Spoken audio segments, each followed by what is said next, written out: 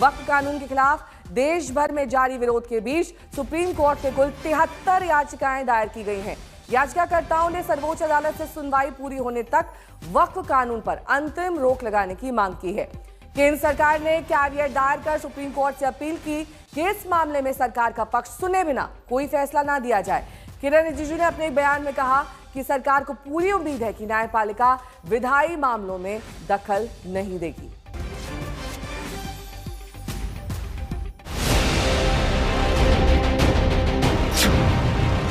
क्या वक्फ संशोधन कानून मनमाना, भेदभावपूर्ण और बहिष्कार पर आधारित है?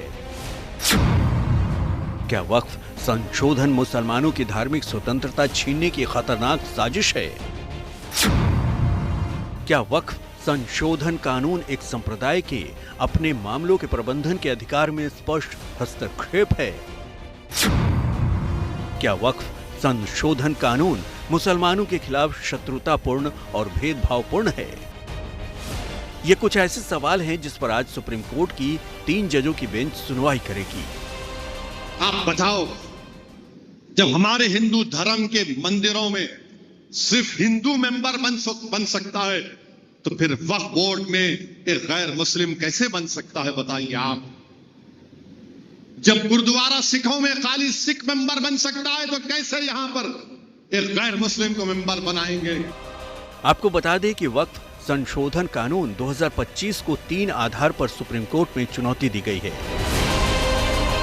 पहला, मौलिक अधिकारों का हनन, दूसरा, धार्मिक आजादी का हनन और तीसरा, अल्पसंख्यकों के अधिकार का हनन। वक्फ बिल फ्रीडम ऑफ रिलीजन पर आक्रमण है, कॉन्स्टिट्यूशन पर आक्रमण है। जिस तरीके से वो बिल आया है, उस बिल को हम लोग कभी स्वीकार नहीं कर सकते। भारतीय जनता पार्टी का जो रास्ता है वो नफरत भरा है।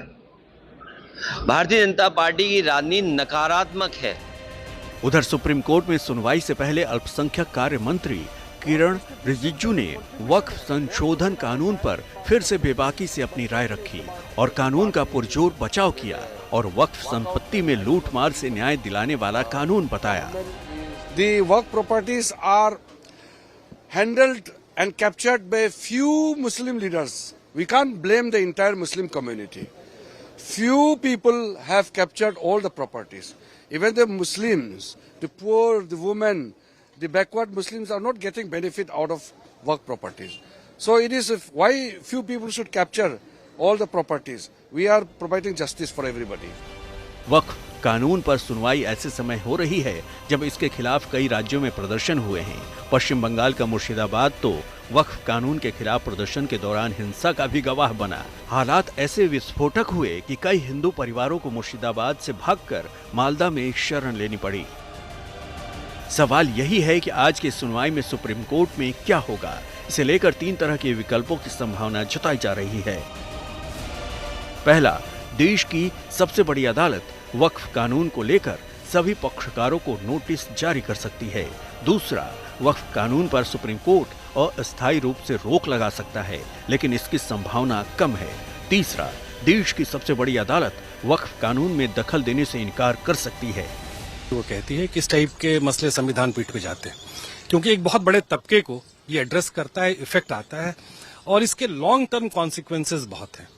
तो अमूमन संविधान पीठ ही इस टाइप के मसले को सुनता है और सुनना भी चाहिए।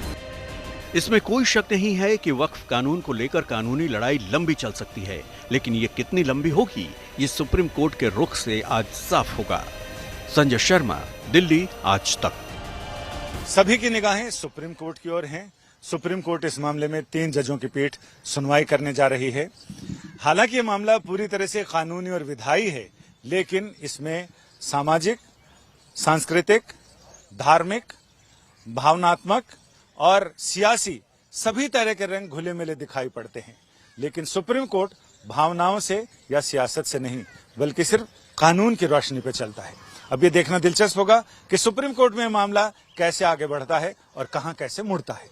कैमरामैन संजीव कुमार के साथ संजय शर्मा, दिल्ली, आज तक। इस बीच कई विकल्प हैं सुप्रीम कोर्ट के पास। आज 2 बजे सुनवाई होनी है। सुप्रीम कोर्ट में सुनवाई होगी। करीब 73 याचिकाएं दाखिल की गई हैं। 3 जजों की बेंच इस पूरे मामले में फैसला कर सकती है, जिसमें जस्टिस संजय कुमार शामिल हैं।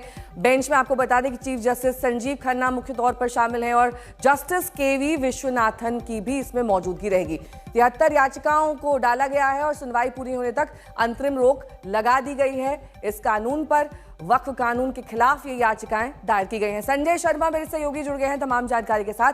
संजय, इस बात की कितनी संभावना है और जिसकी दलील भी दी जा रही है कि सुप्रीम कोर्ट इस पूरे मामले में हस्तक्षेप से इनकार कर दे?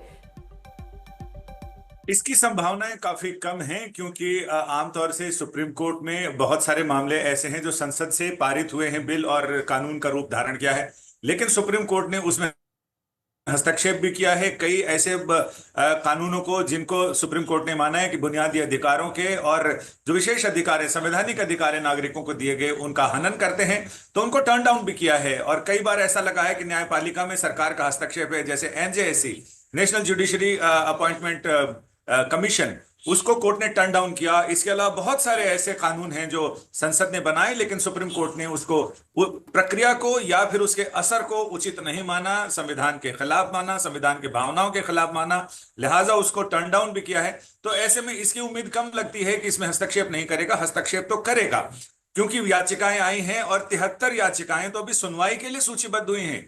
बहुत सारी याचिकाएं ऐसी हैं जिनमें डिफेक्ट है और तकनीकी खामियां हैं। डिफेक्ट करेक्ट करने के बाद वो भी इसमें आएंगी, तो लगभग मुझे तो लगता है कि 100 से ज्यादा याचिकाएं हो जाएंगी जब ये मामला नोटिस हो जाएगा। अगर नोटिस हो जाता है तो नोटिस के बाद तो और भी लोग लाइन में कतार में बैठे हैं कि जैसे नोटिस होगा वो भी अपनी अपनी याचिकाएं दाखिल करेंगे।